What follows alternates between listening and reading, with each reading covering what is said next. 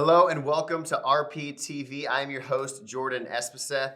And on this episode, we have rising star Carol Thompson. Welcome to the show. Thank you. Yeah, we're excited to have you. Thank you. I'm excited to be here. Yeah. So Carol, you are our rising star. So you tell us again when did you get into real estate? It wasn't that long ago. So I started in February of 2016. February of 2016. So we're coming up on year 4. Yeah, I just finished Yeah. year 4 in 2019. Yeah. And how do you feel things are going so far? Great. Yeah. It's easy. Yeah, you have been doing amazing. And tell us what before you got into real estate. So I know obviously the last 4 years you've been in real estate, but what led you to real estate and what were you doing prior? So my background is actually in human resources management. Before I had my kids, I was an HR director, that type of thing. So I actually took a long time off to be with my kids. And so in 2015, one of my twins went to college early. Yeah, you're twins, that's right. Yeah. 3 kids and a set of twins. Yeah. Yeah. So I kind of realized it was time to kind of start doing something for myself, something different. So I was just looking at what I could do that would combine. I had a lot of background in, I love doing interior design. I love doing remodeling. I taught myself to do this CAD CAM thing where I could design homes online and help people send them to them. And so I wanted to combine that kind of background with, real estate and also my business background.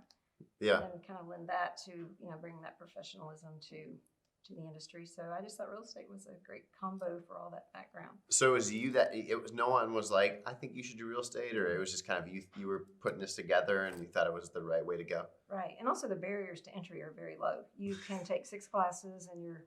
Which is why there's 60,000 licensed real estate agents within the Metroplex. Yeah, so I was, in and out of my classes really fast and you could just get started and there's no limit to what you can do. And you had a lot of success. If I remember right, you told me that you were Rookie of the Year your very first year. Yes. Yeah.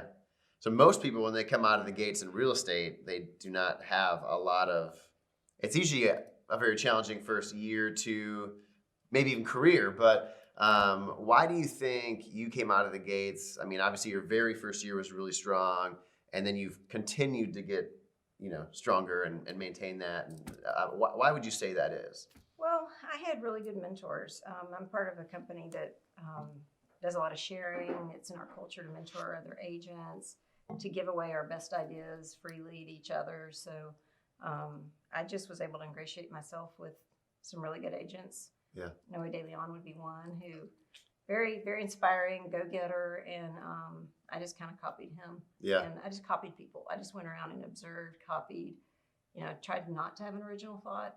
Really, just go copy, do what they do, look at the best there is in your office and emulate. And that's what I did. Yeah. Well, it's been paying off for you. Noe's a great person to work with. Now, you guys work on another kind of project, I guess, together. Tell us a little bit about that. Are you talking about the luxury? Yes. Yeah, so Noe and I are co-presidents or co-leaders of the luxury branded luxury division called Refined Luxury out of Keller Williams. Yeah, and tell us a little more about what you guys do there. So we're trying to get together as a group to combine our, you have to be a top producer in luxury to be a part of the group, and then we actually market ourselves together. So there's power in the numbers, and we establish best practices and things like that we go by, and then we bring special education and training in just for those agents, just to all grow together and get better together. Yeah, it's a great idea. How many do you guys have a part of the group right now? We have 14. 14? Do you have a number that you guys would like to grow to? Because it just started last year? Yeah, about a year ago. We'd like to bring 6 agents on this year. Okay. If possible, but again, they have to meet the criteria. Yeah, of course. Yeah, you got it. You can't just let anybody involved. Right? I get that. Like Real Producers, not for everybody. That's right. Yeah, it's not for everybody. So what's been the most challenging? I mean, from where you came from and then getting into real estate. Obviously, you've had success, but what would you say, like challenge wise? Like what was hard for you to? I mean, what was the biggest challenge for you when it came to real estate? Well, I never felt like anything was a challenge. I did have failures, but a failure to me was just a big learning experience. So even when I failed, I really didn't see it that way because I learned. And my first year, I was just my goal was just to learn, and grow. And so, challenge wise was I don't know, probably just balancing everything because I'm very competitive and I want to do as much as I can as fast as I can. And so, just making sure I come home. Sometimes my husband calls and says, "Hello, you have a husband." Don't forget about me. Yeah. Now you obviously focus on luxury. If I remember, also you said that you do you handle 3 to 4 buyers at a time. You try not to do more than that. Is that still the case? Yes, because buyers require a lot of attention, but I try to work with 3 or 4 at a time. Try to make them feel like they're my only client. I try to do that with everyone. I don't take other phone calls while I'm out. I try to really just focus on them and make them feel like they're my highest priority at all times, which they are. So with 3 or 4 buyers, I'm able to get up every day, look for them on searches. I'm able to go preview houses because I work with a lot of executives. So one of the reasons they hire me is I'm like, I'll go preview these houses for you and not waste your time. You're not taking off work and meeting me somewhere when I could have seen it ahead of time and just ruled it out for you. So and you said you work with executives, I think you even said lawyers and a lot of high level intellectuals. And I want to brag on you for a bit because I know you come from. Your husband, I believe, is a dentist. Yes. And then obviously you're very intelligent, and I think you even said one of your son or is it daughter is a Mensa. Yeah, 2 of them are. Yeah. So you just come from a lineage of intelligent people. And you work with those people, and that's kind of your niche, right? Right. Yeah. Yeah. The people that I attract tend to be people that already have trusted advisors. They've got their financial planner, they've got their lawyer, and they're used to they find somebody that they can trust, and then they just expect you to do it. They don't really want a little rundown every day, but they just expect you to do your job. And so they let me kind of in on that level, and that's kind of my goal with them is to just kind of ingratiate myself and then they just let me go. And they let you do your thing. Sell their house. And what do you love most when it comes to working? Obviously you went the luxury route, but what do you love most about real estate and your kind of your day-to-day life as an agent? I enjoy the challenge because every deal is different. You get up every day, the day looks different. I love the trickier the deal, the more fun it is for me because you have to problem solve. It's like a gauntlet that, you got to get out and run that gauntlet. And then you get to the closing table and you don't know how you even got there, but, you had to knock down a lot of barriers to get the deal closed, and then you do. So that's the fun of it is the challenge. Yeah. You like you don't want an easy one. You want to use your brain a little bit. I do some easy ones, but I do like the challenge of the problem because I think the biggest thing you do in this business is problem solve. Yeah. Oh, for sure. I always tell people, I feel like you guys should all have psychology degrees along with your because you guys have to manage a lot. Yeah, absolutely. So do you do what do you do to manage? You mentioned balance is an issue. What do you do to are you someone who works out? Do you read? How do you find that balance in real estate and keep your energy levels the way they need to be? Because obviously you have to operate at a high level. So since I'm early on in my career, you probably find that people earlier on have less balance, and I'm sort of reaching that point where I need to get control of it a little bit. Sure. And because you can't work 80 hours a week forever. And that's kind of been my MO over the last. You work some 80-hour weeks? Oh, often, yeah. Ugh. I say if my eyes are open, I'm working. Dang. So you can't do that forever. So I am sort of looking for an off-ramp a little bit to, get a little bit more balance. And then I have a granddaughter now. So. Oh, wow. If I'm not working, I'm enjoying her. Yeah. And so how old are your kids? You have 3 kids. So my twins are about to be, they're 21. Okay. And then my other daughter is 19. Gotcha. Yeah. That's exciting. How young is the granddaughter? She's about 14 months. Okay. Yeah. Awesome. I love it. My brother just had his first kid on Thanksgiving Day. So, exciting times. It's fun. Yeah. So so outside of real estate, you love to obviously hang with the grandchild. What else do you do? 80 hours a week. Hopefully you're not doing that consistently still, but when you're not doing the real estate thing, where would we find Carol? What do you like to do? Well, I enjoy doing things with my church and being involved in my church, and I'm on a missions board organization called International Commission. So I serve on their board. And when I haven't in a few years, but I do enjoy taking mission trips and doing that kind of thing and supporting missionaries and that kind of thing. Where are some missionary trips you've gone? Oh, I've been all over the world. I was a long-term missionary in Russia right after communism fell. I've been a missionary in China, Africa, almost everywhere in South America, Australia. Dang. I was there for 6 months once. Really? Yeah. Oh, wow. So when you do these missionaries, like you spend, I mean, was 6 months the longest stint? A year in Russia. A year in Russia? Mhm. Dang. Yeah. After I got my MBA, communism had just fallen. I went over there as a missionary that I taught business and English, and basically taught them how to create a balance sheet, income statement, how to run a business, Wow. Yeah, it was amazing. And you enjoyed it? I did. Yeah. It was watching this new, economy evolve, and these people have to figure out entrepreneurship. And So when was this? Were you married at the time? No, this was like in, I guess, 92 or 93, whatever the year after Okay. communism fell. I'd just gotten, like I said, my MBA, and, I just went and did it. Wow. Yeah.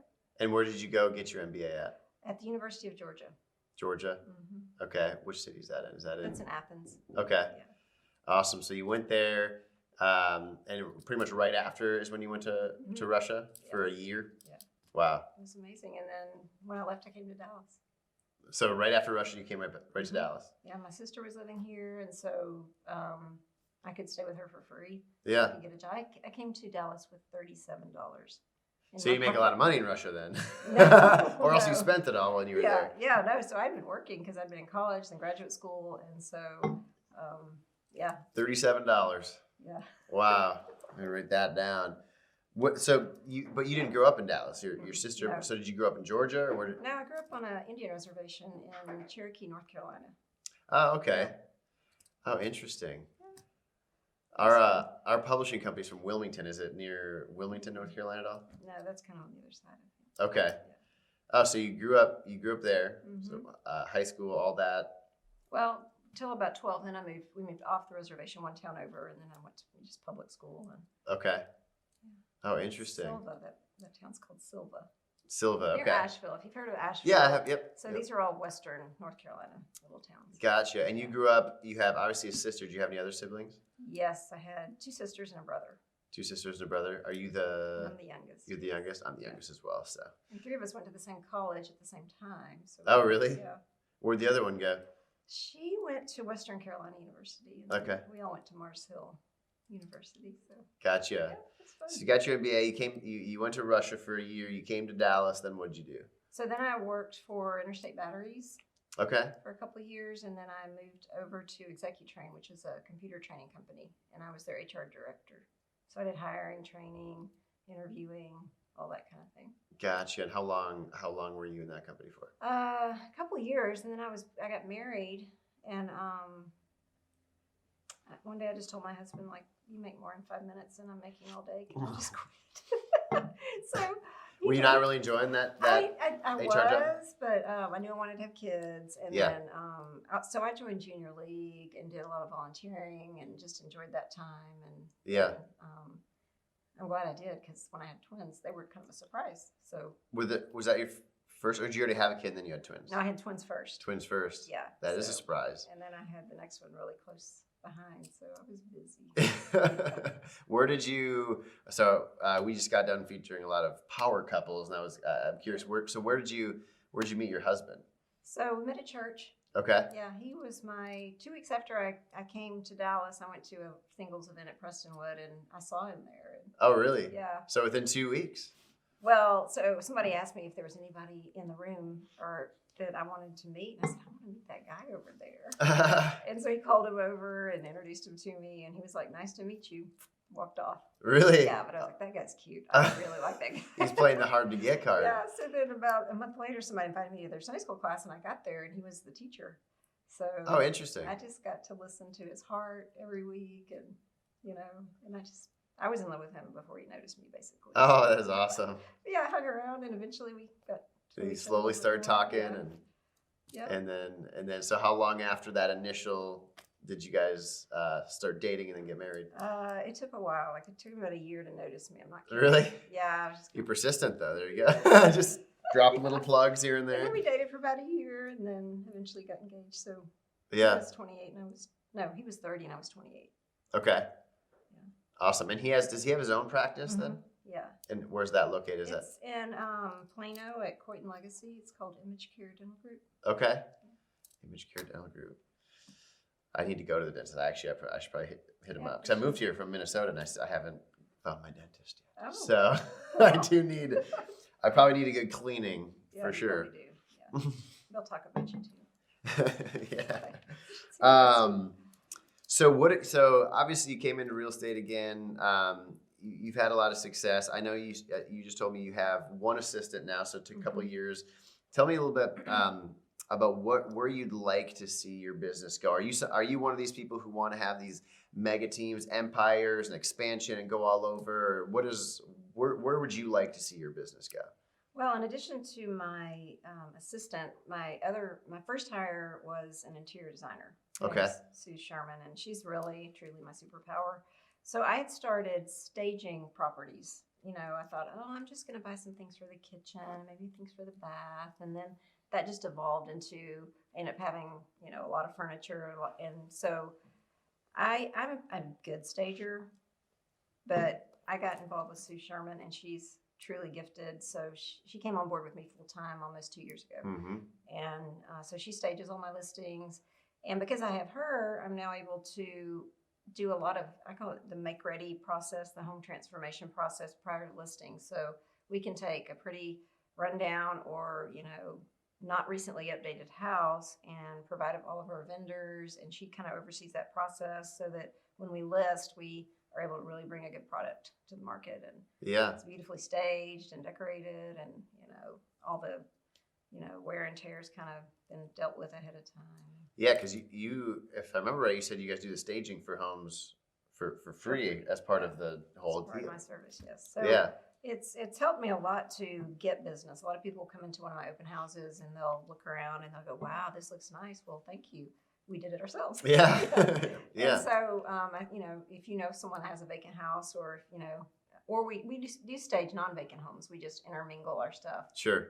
This is what we do for our clients, and we do it, free of charge. Yeah. It's a nice draw. So I have a lot of people that call me, and then I also get a lot of people that their homes didn't sell the first time. And so for 2019, 70% of my business came from homes who didn't sell the first time, and then they started looking for a better solution, and they found me, or a friend recommended, or they came into an open house and saw that I'd fully staged it and the marketing that I do. So it's kind of a lead gen strategy, really. Yeah.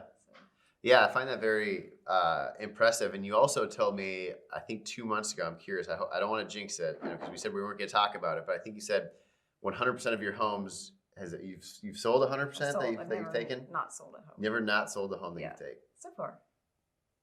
That's impressive. Yeah. Yeah. Well, and also I have had in this market with the shift, I did have 4 listings that came up to the point of expiring, which a lot of times they will go on to another agent. They don't feel like you're doing as good a job maybe as you could, but because I had them staged, they wanted to continue with me, and they understood we were working hard to sell it. That Sure. Some of the homes had challenges like location or whatnot, but I was able to maintain that listing because of the staging. Yeah. So yeah, you're more invested into the whole process. Yeah. Yeah, I love that. So do you see yourself growing and adding agents? Is it more of like if it gets to that point organically, are you seeking that out? Kind of where's your head with that? I'm more of an organic growth person. Anytime I've added a person, it's because I couldn't do it all myself anymore. I'm not angling or dying to be a big team. The thing about a team, that I've observed teams and I've watched, I really respect Denton Aguam. I've watched how he runs his teams, and the reason he's so successful is he's constantly creating opportunity and growth for his people.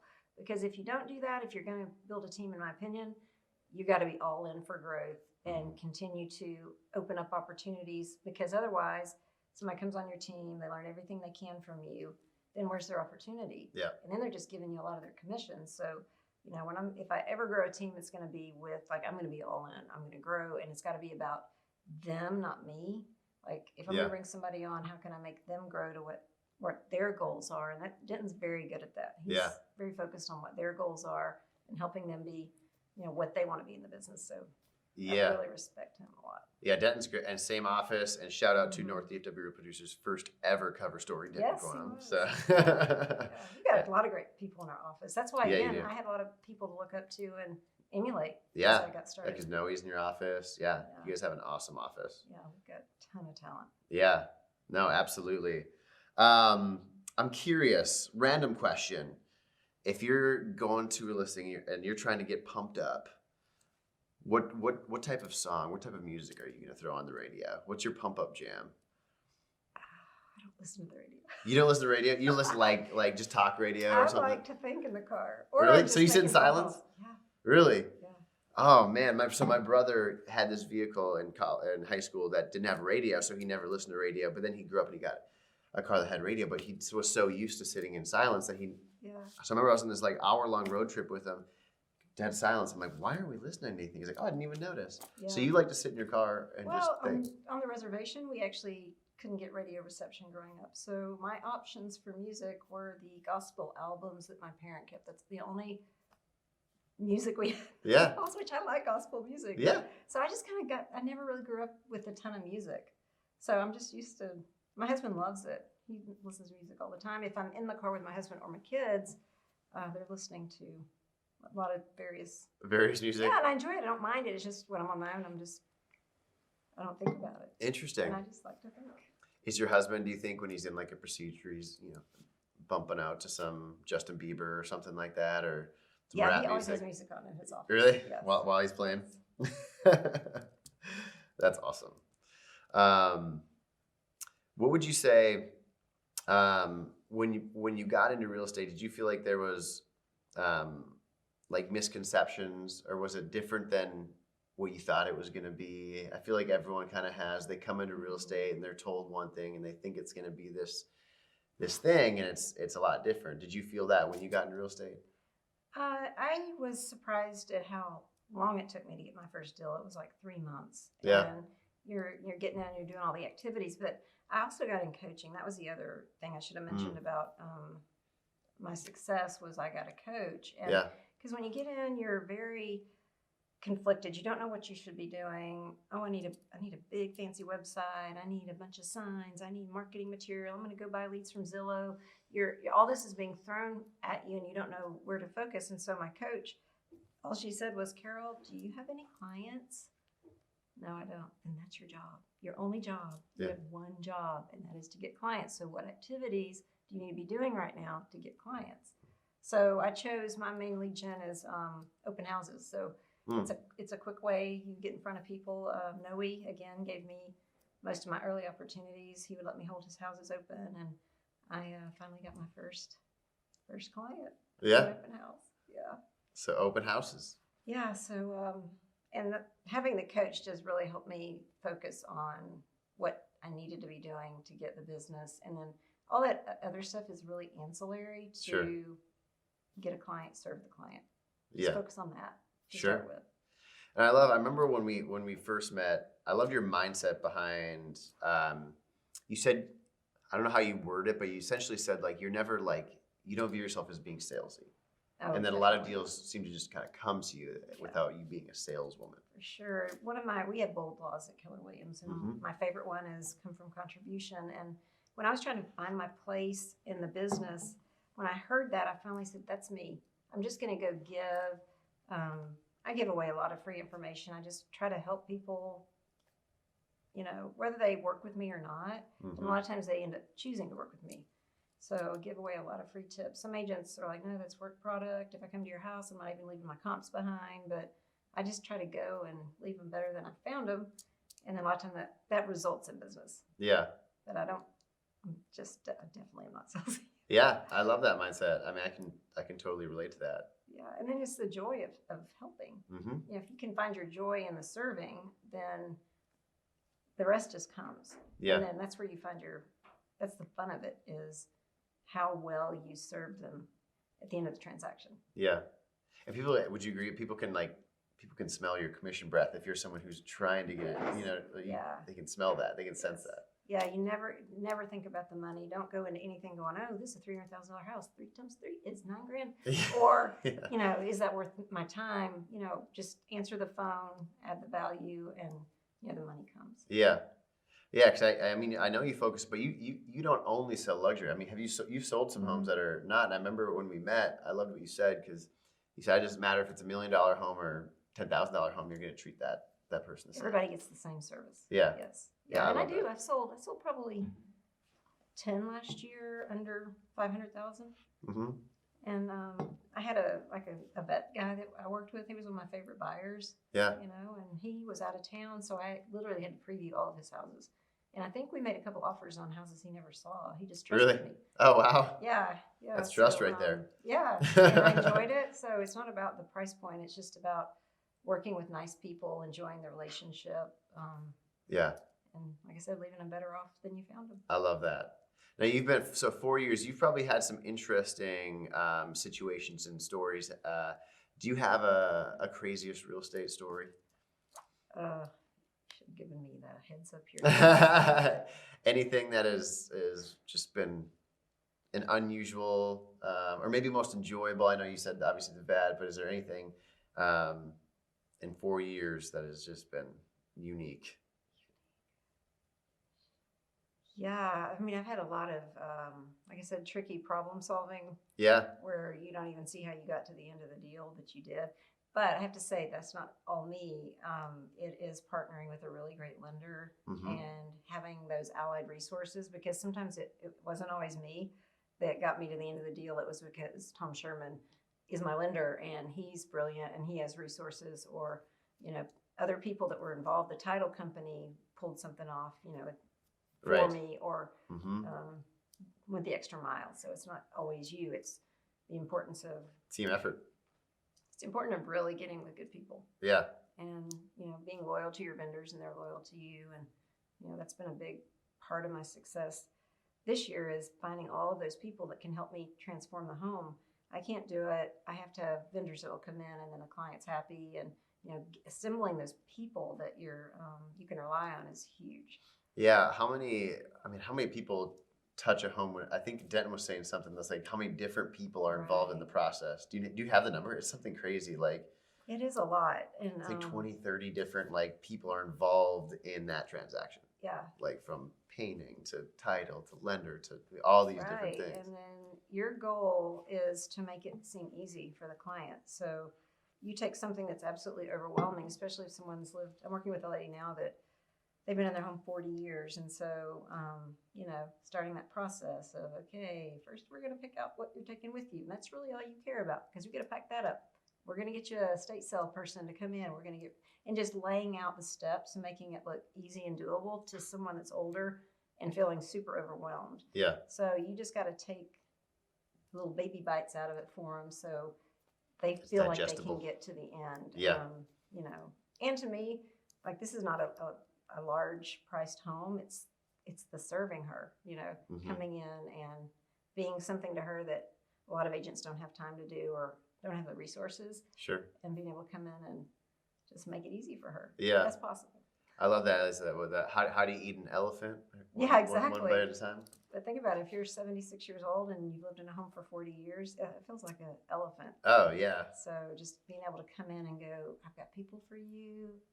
I'm going to break this down for you. This is how it's going to start. These are your baby steps for today. Don't think about anything else. Just do this today. Yeah. Make it simple for them. I'm sure buying a home 40 years ago is quite a bit different than it is today. Right. So yeah. Yeah. Well, that's awesome. Well, we're coming right up at the end. I always like to ask at the end, is there anything else about Carol Thompson that you'd like the community to know, or a tip that you'd maybe want to give to someone who is thinking about coming into real estate? Is there anything else you'd like to add to the end of this? Tip. Didn't know you were asking. I'm going to throw you some loops. Yeah. I would say a tip would just be to, when you choose your brokerage, there are definitely some great brokerages out there, but your level of success is based on who you're in the room with. Mm. So choose very carefully if you're getting into the business. If someone tells you that they're going to spend all their time training you and they're actually a successful agent, don't believe it. They're not going to have time. They're going to spend 3 days with you, and then you're going to be wandering around going, what am I supposed to be doing? Yes. So, choosing that brokerage that has systematic training, not I'm going to train you myself, and good mentors and a culture of sharing where, people are going to give you, like I went to Denton, Guam when I first started and said, can I have your listing presentation? Done. Wow. That's the kind of culture you want to make sure you're a part of. And then I think I came into the business at a level 7 because I just adapted level 7 to 10 people's, marketing and product and ideas and methods and best practices. So that's my big tip, is just be really careful who you choose to align yourself with. That's huge. Yeah. That's a really big tip. Yeah, I love that. Well, thank you so much. I appreciate having you on. We're super excited to see your article in print here soon, and keep rocking and rolling. All right. Well, thank you so much. Thank you for watching this episode of RPTV, and we will certainly see you next time.